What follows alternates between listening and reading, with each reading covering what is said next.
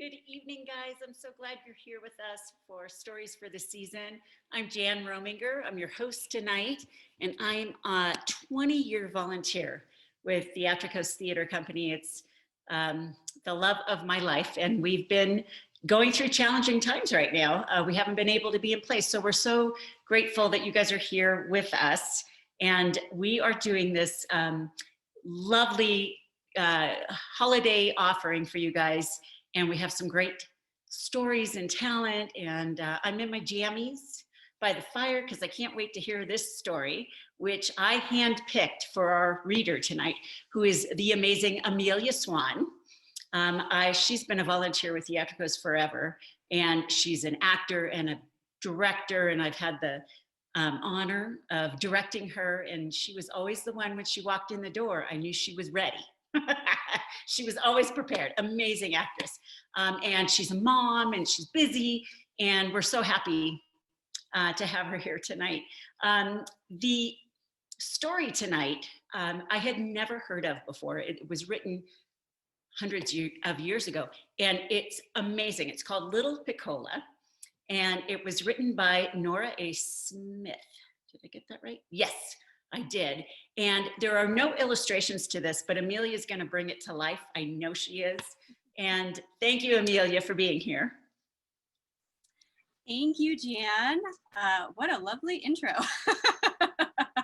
Hopefully this will live up to it. Thank you so much. And thank you so much for joining me this evening. I am reading Little Piccola, and the only illustration that I could find, if everybody can see that, is this one right here of Little Piccola in front of her fireplace with her wooden shoe.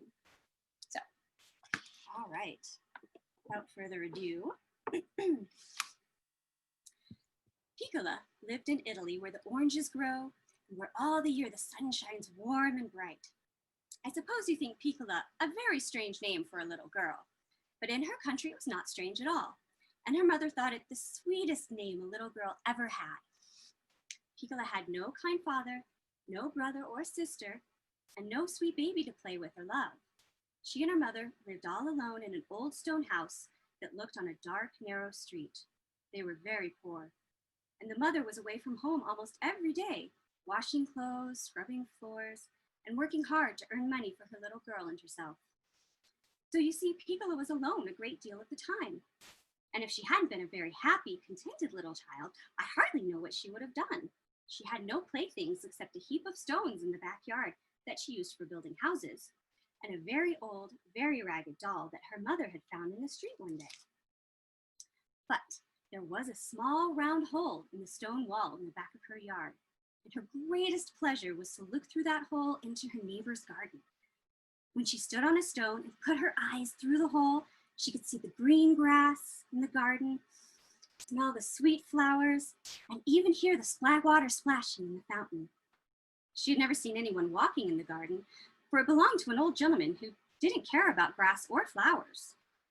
One day in the autumn, her mother told her that the old gentleman had gone away and had rented his house to a family of little American children who had come with their sick mother to spend the winter in Italy.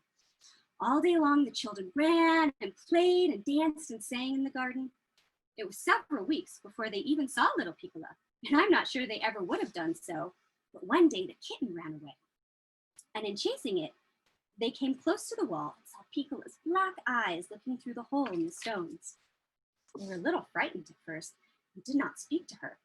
The next day she was there again, and Rose, the oldest girl, went up to the wall and talked to her a little while. When the children found out that she had no one to play with and was very lonely, they talked to her every day and often brought her fruits and candies and passed them through the hole in the wall. One day they even pushed the kitten through, but the hole was hardly large enough for her, and she mewed and scratched and was very much frightened. After that, the little boy said he would ask his father if the hole might not be made larger, and then Piccola could come in and play with them. The father had found out that Piccola's mother was a good woman, and that the little girl herself was sweet and kind, so that he was very glad to have some of the stones broken away and an opening made for Piccola to come in. How excited she was, and how glad the children were when she first stepped into the garden. She wore her best dress, a long, bright-colored wool skirt, a white waist. Round her neck was a string of beads, and on her feet were little wooden shoes. It would seem very strange to us, would it not, to wear wooden shoes? But Piccola and her mother had never worn anything else, and never had any money to buy any stockings. Piccola almost always ran barefoot, like the kittens and the chickens and the ducks. What a good time they had that day, and how glad Piccola's mother was that her little girl could have such a pleasant, safe place to play in while she was away at work. By and by, December came, and the little Americans began to talk about Christmas. One day, when Piccola's curly head and bright eyes came peeping through the hole in the wall, they ran up to her and helped her in. And as they did so, they all asked her at once what she thought she would have for a Christmas present. A Christmas present, said Piccola. Why, what is that? All the children looked surprised at this, and Rose said rather gravely, Dear Piccola, don't you know what Christmas is? Oh yes, Piccola knew it. It was a happy day when the baby Christ was born, and she had been to church on that day and heard the beautiful singing and had seen the picture of the baby lying in the manger with the cattle and the sheep sleeping round about. Oh yes, she knew that day very well. But what was a Christmas present? The children began to laugh and to answer her all together. There was such a clatter of tongues that she could only hear a few words now and then, such as chimney and Santa Claus and stockings and Christmas Eve and candies and toys. Piccola put her hands over her ears and said, Oh, I can't understand one word. You tell me, Rose. Then Rose told her all about jolly St. Nicholas, with his red cheeks and white beard and fur coat, and about his reindeer and sleigh full of toys.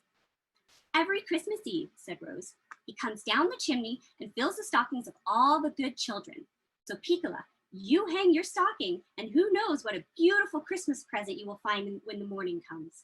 Of course, Piccola thought this was a delightful plan and was very pleased to hear all about it. Then all the children told her of every Christmas Eve they could remember, and of all the presents they had had, so that when she went home thinking of nothing but dolls and hoops and balls, and ribbons and marbles and wagons and kites, she told her mother all about Santa Claus. Her mother seemed to think that perhaps he didn't know there was a little girl in that house, and very likely he would not come at all. But Piccola felt very sure that Santa Claus would remember her, for her little friends had promised to send a letter up the chimney to remind him. Christmas Eve came at last. Piccola's mother hurried home from her work. They had a little supper of soup and bread. Soon it was bedtime, time to get ready for Santa Claus. But oh, Piccola remembered then for the first time that the children had told her she must hang up her stocking, and she didn't have any. Neither had her mother. How sad it was. Now Santa would come and perhaps be angry because he couldn't find any place to put the present. The poor little girl stood by the fireplace, the big tears running down her cheeks.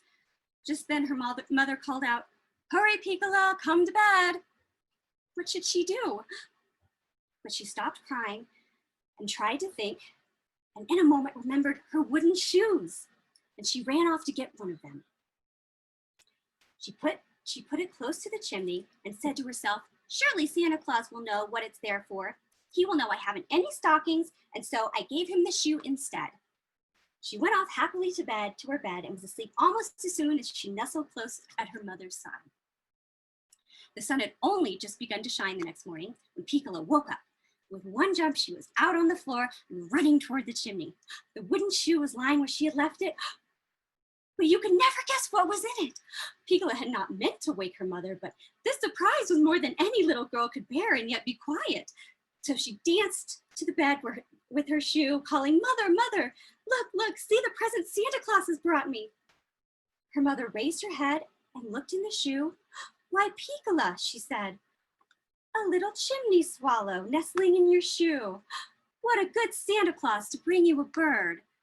Good Santa Claus, dear Santa Claus, cried Piccola, and she kissed her mother, and she kissed the bird, and she kissed the shoe, and she even threw kisses up the chimney. She was so happy.